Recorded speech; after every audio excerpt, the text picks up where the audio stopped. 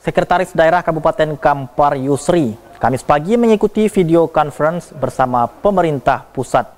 Dalam vidcon yang juga dihadiri Menteri Koordinator Kemaritiman dan Investasi Luhut Binsar Panjaitan membahas terkait pencabutan PPKM yang telah diputuskan Presiden Republik Indonesia di akhir tahun 2022.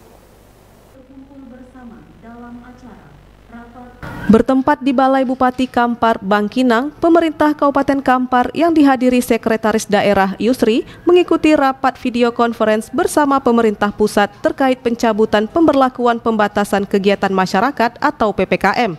Dalam vidcon ini dihadiri seluruh gubernur dan bupati seluruh Indonesia, sedangkan dari pemerintah pusat dihadiri Menteri Koordinator Kemaritiman dan Investasi Luhut Binsar Panjaitan, Menteri Kesehatan serta Wakil Menteri Dalam Negeri Republik Indonesia. Pada rapat video conference, Menteri Koordinator Kemaritiman dan Investasi Luhut Binsar Panjaitan menekankan kepada seluruh pemerintah daerah dari gubernur, bupati, wali kota hingga jajaran terendah untuk tetap menyiapkan seluruh fasilitas maupun tenaga kesehatan jika sewaktu-waktu wabah COVID-19 ini kembali meningkat. Pada kita semua pada waktu G20 dan kemarin saya pergi ke beberapa tempat. Dan saya berkali-kali menyampaikan dalam pidato saya bahwa ini bukan kerjaan satu orang, ini adalah kerjaan tim.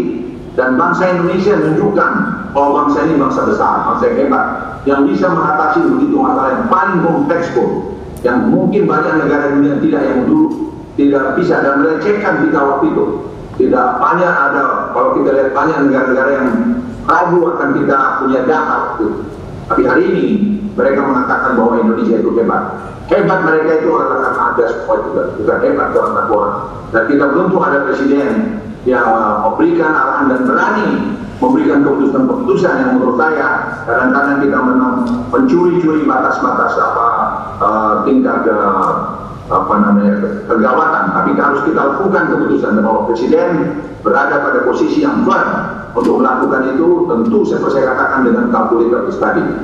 Ada pahlawan-pahlawan yang hebat menurut saya yang berperang melawan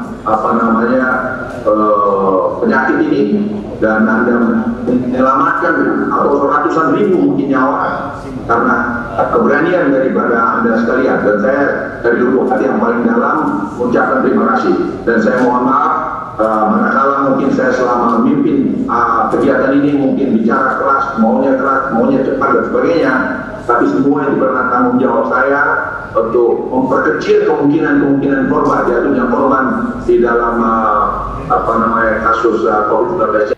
Kepala Dinas Kesehatan Kabupaten Kampar, Zulhendra Dasaat, menyampaikan dari hasil rapat koordinasi pihaknya akan segera menindaklanjuti seluruh arahan terkait pencabutan PPKM ini.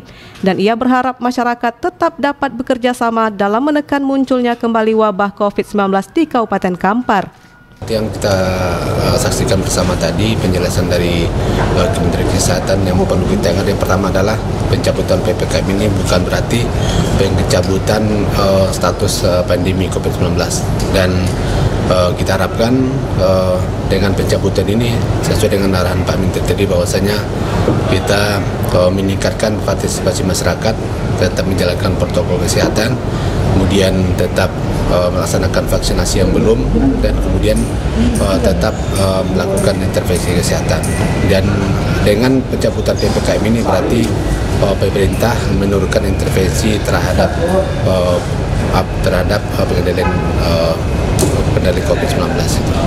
Jadi kita berharap partisipasi masyarakat yang lebih aktif untuk pengendalian penyakit COVID-19 ini.